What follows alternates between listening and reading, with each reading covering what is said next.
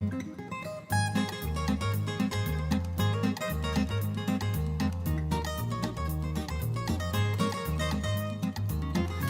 evening, everybody. It's my great pleasure and honour to be here in your city of Tokyo to talk to you about New Zealand grass-fed beef. Today I'm going to cook for you two of my favourite secondary cuts. The first cut we're going to use is a chakai steak, or a chakai roll. Now a chakai roll, I'm going to show you some added value cuts. The chakai roll comes very close to the ribeye. The break between the ribeye and the chuck is right here. So this side will be the ribeye, this side is the chakai roll. So anatomically, the muscles in the ribeye start about 15 centimetres in this chakai roll. So we can actually cut three nice 1-inch steaks in this first 15 centimetres, and these are called Delmonico steaks, which can be used for fast frying. Because the same muscles are present in the ribeye, it acts like a ribeye. It tastes like a ribeye and can be used and served like a ribeye. The next cut I'm going to demonstrate is a boneless country style roll, boneless country style rib.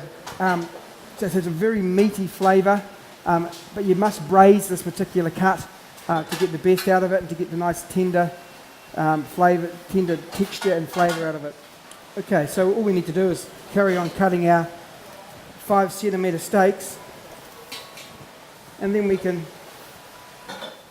cut it across the grain and then quarter it.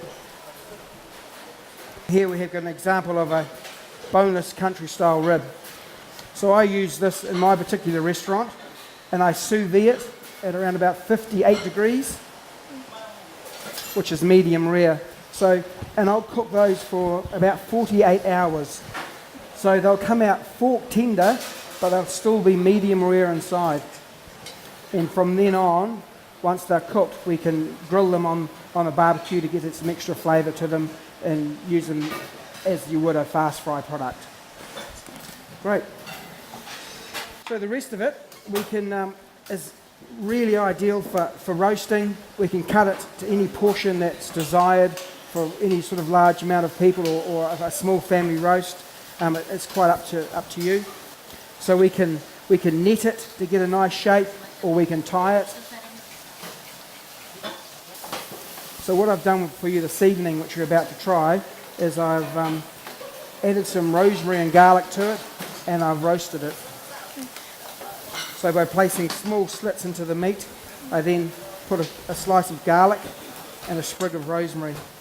So once you've gone through and added all your garlic and your rosemary, the trick to this piece of meat is to cook it long and slow, and with a bit of moisture to it. So we would place it into a tray, probably a little bit deeper than this. We'd add some water,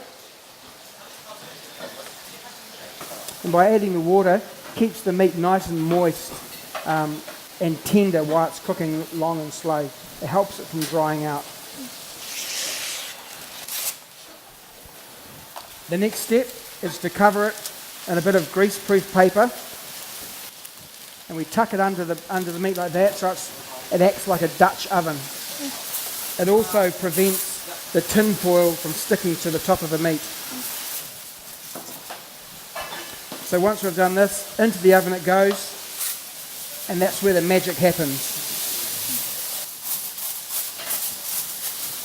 So we cook it at about 160 to 170 degrees for 2 to 3, a piece that big, about 3 to 4 hours. So you've got the dish in front of you, and you notice I've served it with a little bit of salsa verde. That's the green sauce on your plate. So the salsa verde really brings out the lovely grassy flavour of the New Zealand grass-fed beef. It helps with the freshness. I've also got a nice stripe of tamarind glaze. It helps to neutralise the flavour and really go nice with both the salsa verde and the meat.